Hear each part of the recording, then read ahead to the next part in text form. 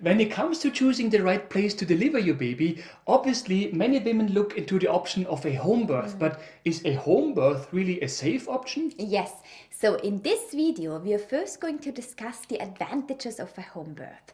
Then we are going to talk about how risky a home birth is based on statistics and also which factors can increase the risk for your baby when being born at home and not at the hospital. Yes, and finally we're also going to look into the steps you need to take in case you do want to have a home birth, Yeah. right? This is Natalie, a pregnancy and birth consultant and TCM therapist. And that's Matthias, a researcher and science geek, and we help expecting mummies and their babies naturally and science-based. Yes, so home birth it is today. Alright, so what are the advantages of a home birth? Well, first of all, as we have already pointed out in so many other videos, stress hormones can have a considerable impact on your labor. In the worst case, they can shut down your labor. Yeah. But don't worry, that worst case scenario hardly ever happens, okay? But it can. Yeah. And the problem is that to many women, the fact that they have to give birth in an environment they are not familiar with and with people they mostly don't know adds to their stress, right? Yes, and that particularly applies to first-time moms. Most of the times you don't really know what to expect. Who is gonna be there? Is the staff gonna be friendly? Yeah. What is gonna happen to me? And so oftentimes the transfer to the hospital environment, the hospital staff, etc., can have an impact on labor. Yes, at home on the other hand, you are in control, right? You can set up everything nicely, you can define who is going to be there. It is a place you are familiar with, a safe place if you will, Yeah. right? And that can be a big advantage over a delivery at the hospital, right? Exactly. The other thing is that many women have a desire for a completely natural birth. They don't want any medical intervention such as fetal heart monitoring, instrumental deliveries or labor augmentation via synthetic hormones, etc. And of course, all those things are more likely to happen if you are at the hospital where those things are readily available. Yes, in fact, two scientists have summarized this very well. You can find their study in the description below. In simplified words, they say that it seems increasingly clear that anxiety and easy access to lots of medical procedures at the hospital are more likely to lead to medical interventions, which in turn may lead to further medical interventions and finally to unnecessary complications. And that's exactly what we have mentioned many times, right? One medical intervention often leads to further medical interventions. Exactly. And that is exactly why many women want to have a home birth. They are looking to avoid unnecessary medical interventions, right? Yeah. Besides, giving birth at home does not mean that you're not going to have any support from trained staff. In many countries, it is possible to have a midwife support you.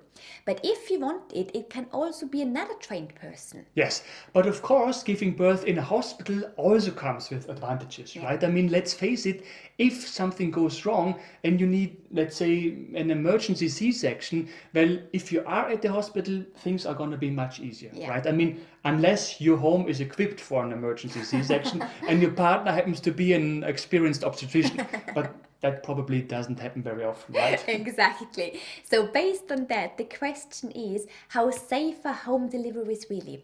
Well, let us first start by saying that each year there are lots of home births. Yeah. For example, in 2021, there were about 51,600 home births in the United States alone. Yes, and according to research, it seems that the vast majority of those home births produce healthy and happy babies just as we want it to be, right?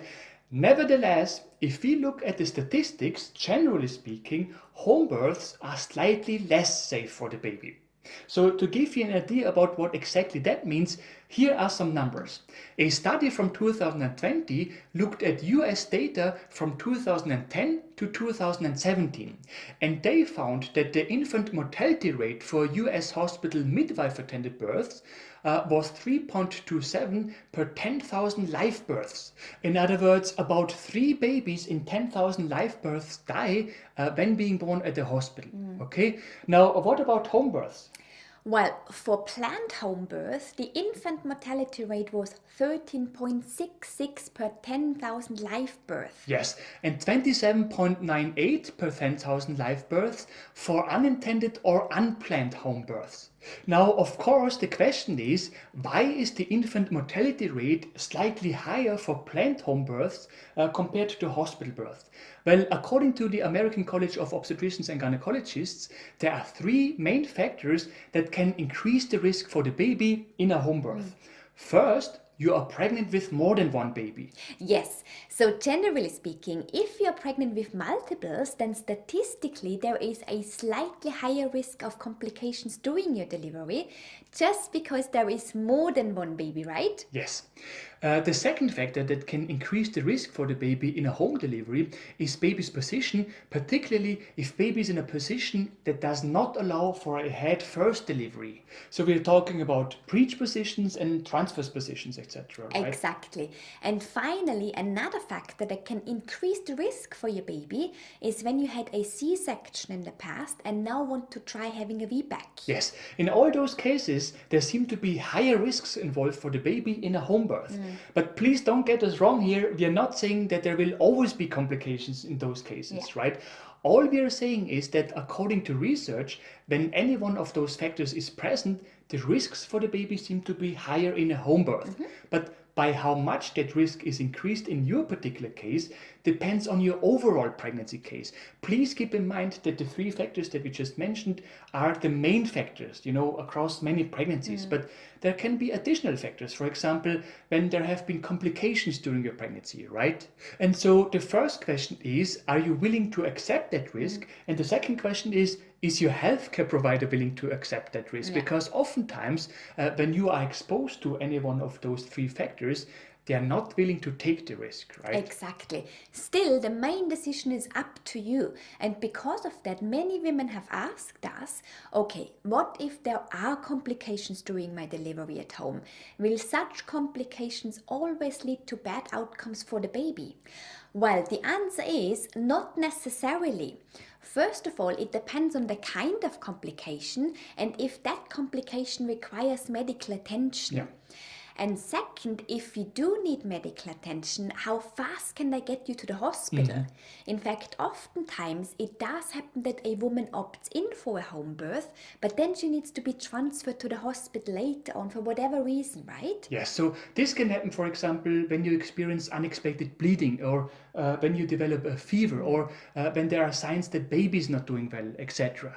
So there can be many reasons. However, transferring you to the hospital does not automatically mean that there are going to be negative outcomes, right? Exactly. And by the way, studies found that those women who are being transferred to the hospital tend to be first-time moms rather than moms who have given birth to babies already in the past. Yes. In general, if you look at the data, it seems that women who gave birth in the past already and who now have a low-risk pregnancy with their second or third, etc. baby are the ones who need to worry the least when it comes to a home birth. Yes. Nevertheless, first-time mom or not, according to studies, the vast majority of women who had a home birth seem to be very positive about it after having experienced it. Yes, but of course your experience very much depends on how well you have planned your home birth. Yeah. So what does this mean for you if you want to have a home birth? Well, first of all, we would look at your pregnancy case together with your obstetrician and or midwife to evaluate the risk involved in a home birth for your particular pregnancy case. And then based on those risks, make a decision if you want to go ahead or not. Yes, the second step would then be to find a well-trained and experienced healthcare professional to support your delivery. Most of the times that will be a midwife, right? But it can also be another trained and certified person. Yeah. And of course, you can also have several people supporting you, right? And the first thing to do with that person or those persons is to plan your home birth together with them. Exactly. Okay? Third, set up an emergency plan. In other words, if things do not turn out as planned, make sure that you know in advance how to get to the nearest hospital. Yes, and please make sure that it's a hospital with 24 hours maternity care. Yeah. Trust us, not all of them have that. Exactly.